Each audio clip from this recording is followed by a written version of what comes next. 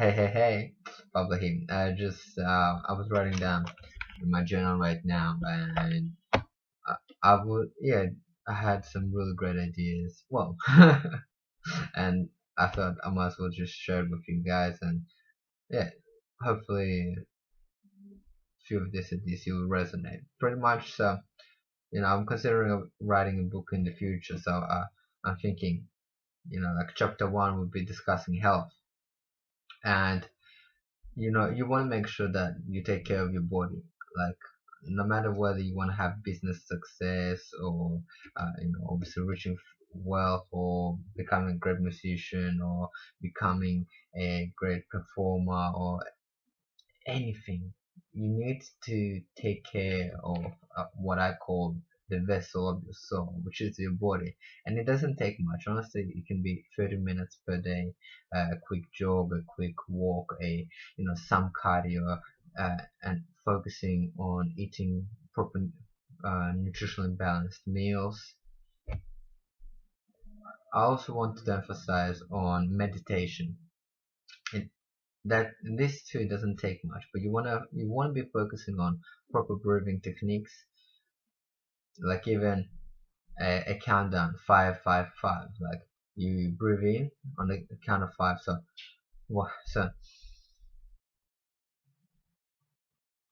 and then hold for five, and then exhale for five.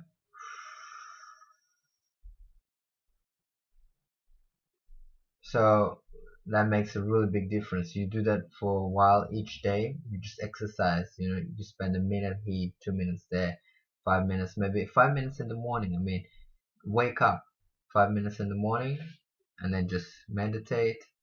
And what it does, it actually clears your mind. So you might feel stressed, you might feel panicky, but then you meditate, deep breathing, and then all of a sudden you see a clearer image of how you can resolve. Also, drink enough water. Too many people these days dehydrated. They don't know how much water they drink, and they only drink when they're thirsty. When you're thirsty, it's already the signs of full dehydration. So that's some notes on that. Chapter 2, I called it charisma, sense of humor, and communication. I want to emphasize a few things. A lot of people believe that charisma or being able to build rapport with people instantly is something people are born with. I don't think people are born with it. I think it's something that your environment shapes and the situations that you encounter and the experiences that you come. For example, I came from an introverted background in high school, and then I worked towards getting myself out of comfort zone and speaking with people who were strangers to me. And through that, I realized that nothing really bad happened, and I actually created friendships, and that positive reinforcement led to my kind of transformation, finding a more extroverted and very social slash public kind of personality that I have now. So a few things that I do and from day to day and from my interactions that really make a big difference to how people treat me and how fast I build rapport with people. First of all, I go out of my ways to use people's names. This is a big thing. Subconsciously, the more times you use somebody's name, the more they will trust you and gain respect for you. So it's pretty much a trust gainer. Uh, but be frank with them. For example, some people they make up the excuse that they're really bad with names and all that. They're bad with names because they haven't put in the effort to memorize names. So they just constantly fall back on the excuse, I'm bad with names. Listen, fair enough. But ask the person what is their name. For example, my name what is your name? John. Okay, John.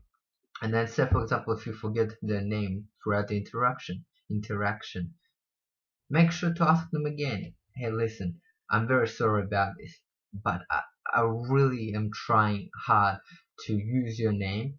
Uh, what was it again? And then they'll say it's John. Listen, nobody is gonna get upset by you asking their name. It's gonna be the opposite. They're gonna see you try hard to find and use their name, and so they will respect you more. So that's rule number one. Also, the thing with communication, and obviously a lot of people, they say first impressions don't count. Some people say first impressions do count. In reality, we do judge people by their appearance, and we do have a sense of intuition on how we feel when we interact with a certain person, like the giving of a confident vibe or a depressed vibe. There's a few things that you can do in order to portray a confident vibe. For example, the way you walk, you need to ask yourself, what am I currently communicating to people? Am I slouching down and am I looking down? Uh, am I speaking slowly? Am I walking slowly? So this is a description that fits a person who is maybe shy, depressed, or kind of timid. Now, there's nothing bad with it, but if you want to portray a person who's more confident, you need to act in a manner that is more confident. So you need to walk uh, with with a more confident vibe. You need, and again, listen. So physically, this is what you need to do. You need to be walking with. Uh, when you see people who are confident, they stop you on track, and you just. I think it is something mesmerizing when you see people who are confident in their stride, and so you need to chin, head up, chest out, walking. Uh, it's a little difficult to portrayed while sitting down, but in reality, again, walking with confidence. So, how do confident people walk? And walk in that manner. The vibe is something different. The vibe comes from your subconscious. So it's the things that you think about, the emotions that you're going through. So if you're feeling in your head a little bit frustrated, if you're feeling that things are going out of your control, and you're playing victim, and nothing's going good, then this energy and this vibe is going to give off. But if you think, okay, listen, I'm important. I know what I want to become. I know what I want to do. I know what I want to contribute to society. I know what skills I want to to have. This energy and this vibe will exude from you. So people will start to feel it. And always be yourself.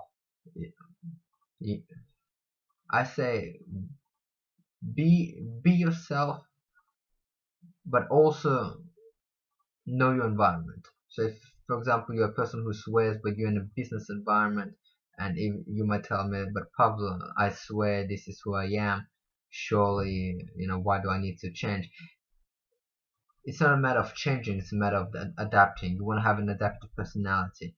You want to be able to read the situation, read people's kind of emotion levels and body language, and know if you said a swear word, for example, in a business. First of all, you should be able to know that in a business sense, if no, in a company, if nobody swears, that it's most likely that you should resist swearing too. But for example, if you spoke to a customer and then you swore, and you noticed the reaction is kind of withdrawn, and they didn't really like it. So this is where kind of reading people and reading body language comes into play, because you need to be able to notice the small changes that a person's tonality and body language indicates that they might not appreciate it. And that would, but your reading ability will determine whether you get promoted, whether you get the sales, whether you become a business owner, or create a friendship, find the partner. So it's very important. I'm just checking my notes. Lastly, I want you to compliment people. So a part of becoming wiser is becoming more observant. So I usually say that if play a game like throughout your day, Look at the simple things that you do, or the simple things that you notice outside, that happens during life, and try to find meaning in it. Like the leaf falling off the tree can indicate that our time will eventually come to an end, and that you need, and that it's all a part of a big cycle, or the leaf is a small habit compared to the big tree, which represents the true character of the person. So it's fun meanings. It's fun, and you become wiser, I think, in the process, because you start to analyze things. So as a part of becoming wiser, you become more observant. Start noticing the little things, like the person's shoelaces are untied. Notice the leaf falling through the window. Notice the sunrise, the sunset. Notice if somebody had a new haircut. Notice and tell them. People. I think some people have been too spoiled with small chat flattery, like "Hi, how are you? Wow, you look good." "Oh, okay, thanks." Like, to me, people think they're spoiled with it because it happens so much that we just get used to it. It just becomes like a noise, and our mind just tends to filter it. But I want you to be different. I want you interaction to leave an impression upon the person you're speaking to. So if you see that they did their hair, or they're wearing a really good dress, there's two ways to go about it. You could say, "Hey, you're wearing a nice dress," and that's already great. You've noticed something, you complimented them, you were genuine about it, and they appreciate it.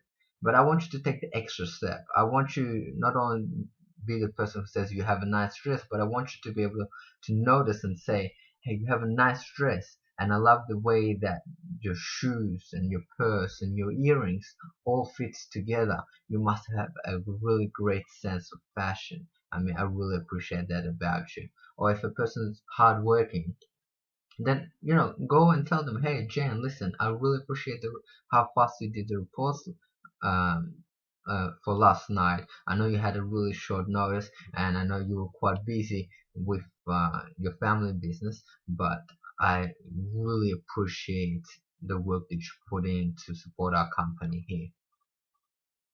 You see, you went out of your way, you complimented them, and you also told them what in what ways you appreciate them. You were not vague with your excuses, with your compliments. You're not vague. You were straight to the point, and that person, I tell you, that person will appreciate it because you were direct, and you showed true incentive that you cared to go out of your way and tell them about that specific compliment. So they will really remember that. So that's the combination. Remember the person's name.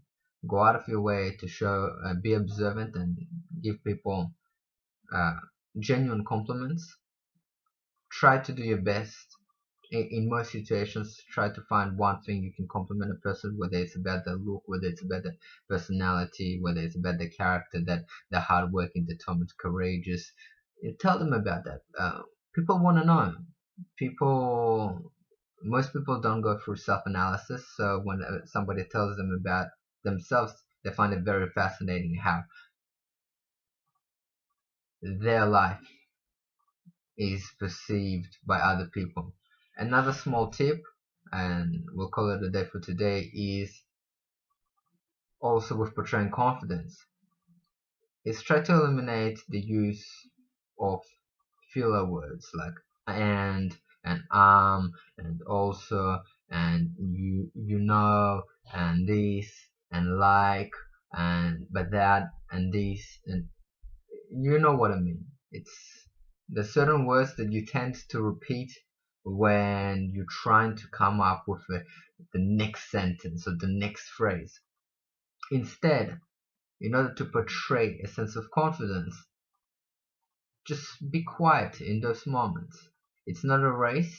You don't need to rush in and say the whole sentence because you're scared the person's gonna leave. It's the opposite.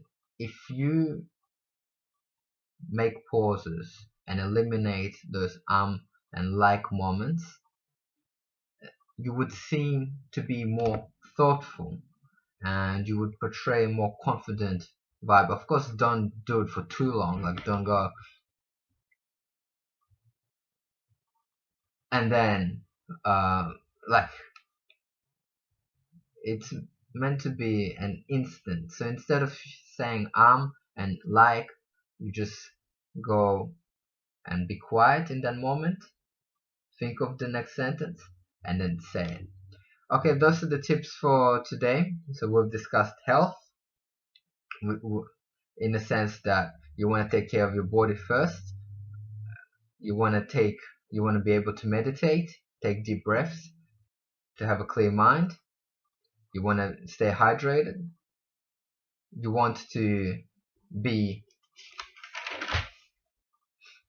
you want to improve your communication, so by portraying a confident vibe, first of all physically through the way that you walk and through the way that you communicate by eliminating filler words, and your body language and tone needs to also indicate a sense of confidence, and that is influenced by the way that you're thinking, your thoughts.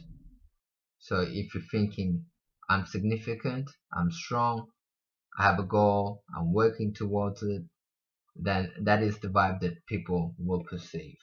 Okay, I hope this information helps you, and I'll be sharing some more exciting information in the next video. Take care. Bye bye.